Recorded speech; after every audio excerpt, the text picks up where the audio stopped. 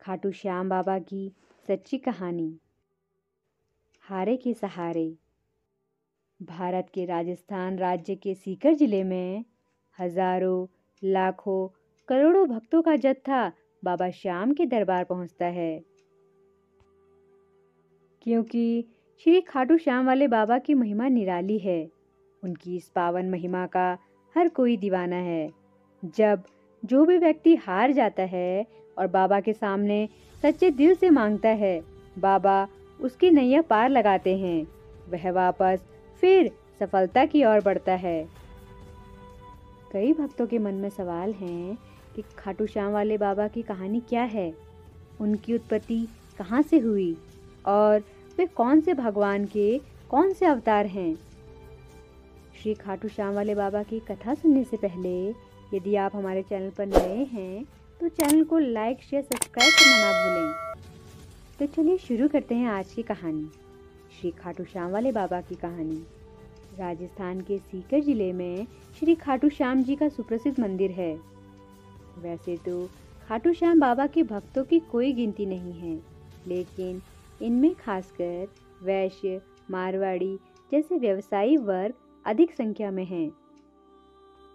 आज हम जानेंगे कि श्याम बाबा कौन थे, उनके जन्म और जीवन चरित्र के बारे में। श्री खाटू श्याम की कथा। खाटू श्याम जी का असली नाम बर्बरीक है। महाभारत की एक कहानी के अनुसार बर्बरीक का सिर राजस्थान प्रदेश के खाटू नगर में दफना दिया था। इसीलिए बर्बरीक जी का नाम खाटू श्याम जी बाबा के नाम से प्रसिद्ध हुआ। वर्तमान में खाटू नगर सीकर जिले के नाम से जाना जाता है। खाटू श्याम बाबा जी कलयुग में श्री कृष्ण भगवान के अवतार के रूप में माने जाते हैं। श्याम बाबा घटोत्कच और नाग कन्या मौरवी के पुत्र हैं। पांचों पांडवों में सर्वाधिक बलशाली भीम और उनकी पत्नी हिडंबा बर्बरीक के दादा दादी थे।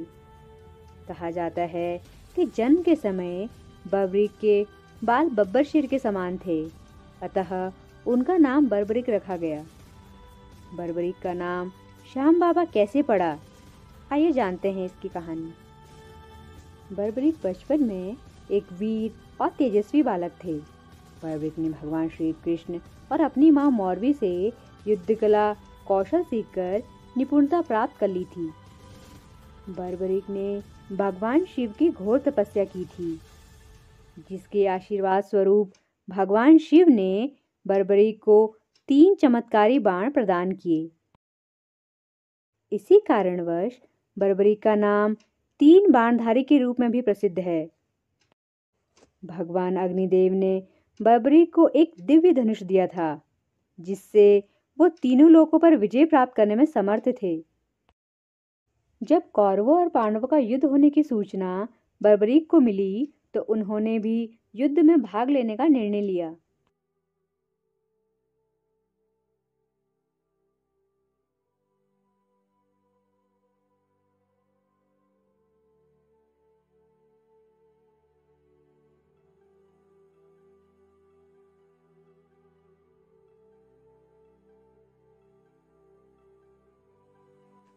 बर्बरीक ने अपनी मां का आशीर्वाद लिया और उन्हें हारे हुए पक्ष का साथ देने का वचन देकर निकल पड़े। इसी वचन के कारण हारे का सहारा बाबा श्याम हमारा, यह बात प्रसिद्ध हुई। जब बर्बरीक जा रहे थे तो उन्हें मार्ग में एक ब्राह्मण मिले। यह ब्राह्मण कोई और नहीं भगवान श्री कृष्ण थे, जो कि बर्बरीक की परीक्षा लेना चाहते थे। ब्राह्मण बने श्री कृष्ण ने बर्बरीक से प्रश्न किया कि वो मात्र 3 बाण लेकर लड़ने को जा रहे हैं। मात्र 3 बाण से कोई युद्ध कैसे लड़ सकता है। बर्बरीक ने कहा कि उनका एक ही बाण शत्रु सेना को समाप्त करने में सक्षम है और इसके बाद भी वह तीर नष्ट न होकर वापस उनके तरकश में आ जाएगा। अतः अगर तीनों तीर के उपयोग से तो संपूर्ण जगत का विनाश किया जा सकता है। ब्राह्मण ने बर्बरीक से एक पीपल के वृक्ष की ओर इशारा करके कहा कि वो एक बाण से पेड़ के सारे पत्तों को भेद कर दिखाएं। बर्बरीक ने भगवान का ध्यान कर एक बाण छोड़ दिया।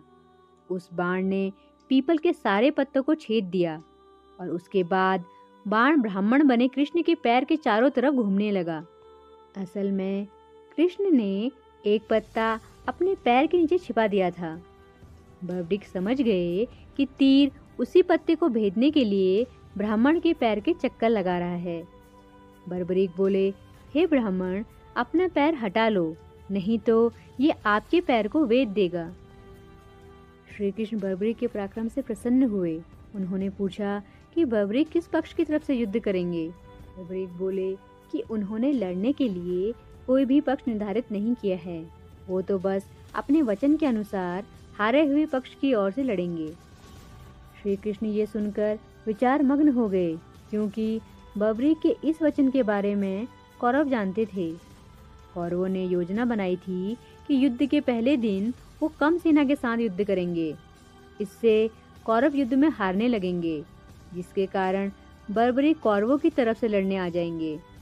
अगर बर्बरीक कौरवों की तरफ से लड़ेंगे तो उनके चमत्कारी बाण पांडवों का नाश कर देंगे।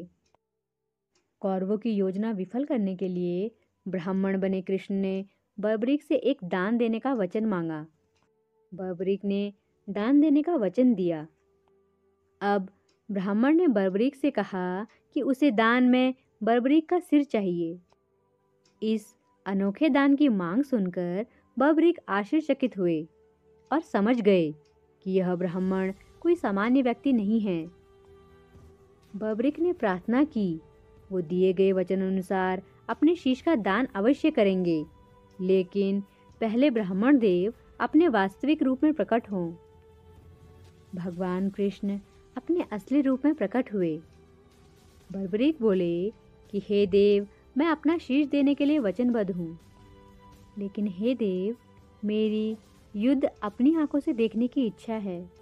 बर्बरीक की वचनबद्धता से प्रसन्न होकर श्री कृष्ण ने उनकी इच्छा पूरी करने का आशीर्वाद दिया। बर्बरीक ने अपना शीश काटकर भगवान कृष्ण को दे दिया। श्री कृष्ण ने बर्बरीक के सिर को 14 देवियों के द्वारा अमृत से सींचकर युद्ध भूमि के पास एक पहाड़ी पर स्थित कर दिया। के पश्चात कृष्ण ने बर्बरीक के धड़ का शास्त्रोक्त विधि से अंतिम संस्कार कर दिया। महाभारत का महान युद्ध समाप्त हुआ और पांडव विजयी हुए। विजय के बाद पांडवों में यह बहस होने लगी कि इस विजय का श्रेय किस योद्धा को जाता है। श्री कृष्ण ने कहा, क्योंकि बर्बरीक इस युद्ध के साक्षी रहे हैं, अतः इस प्रश्न का उत्तर उन्हीं से जानना चाहिए। तब परमवीर बर्बरीक ने कहा कि इस युद्ध की विजय का श्रेय एकमात्र श्री कृष्ण को जाता है, क्योंकि यह सब कुछ श्री कृष्ण की उत्कृष्ट युद्ध नीति के कारण ही संभव हुआ। विजय के पीछे सब कुछ श्री कृष्ण की ही माया थी। बर्बरीक के इस सत्य वचन से देवताओं ने बर्बरीक पर पुष्पों की वर्षा की और उनके गुणगान गाने लगे। श्री कृष्ण वीर बर्बरीक की महानता से अति प्रसन्न हुए और उन्होंने कहा, हे वीर बर्बरीक, आप महान हैं। मेरे आशीर्वाद स्वरूप आज से आप मेरे नाम श्याम से प्रसिद्ध होंगे। कलयुग में आप कृष्ण अवतार रूप में पूजे जाएंगे और अपने भक्तों के मनोरथ पूर्ण करेंगे।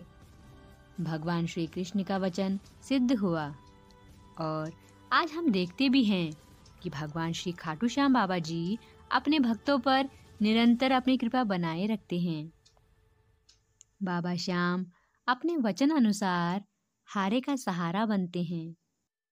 इसीलिए जो सारी दुनिया से हारा सताया गया होता है, वो भी अगर सच्चे मन से बाबा श्याम के नामों का सच्चे मन से नाम ले और स्मरण करे तो उनका कल्याण अवश्य ही होता है।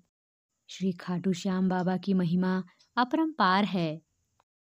सश्रद्धा विनती है कि बाबा श्याम इसी प्रकार अपने भक्तों पर अपनी कृपा बनाए रखें। श्री खाटू श्याम बाबा की जय हो।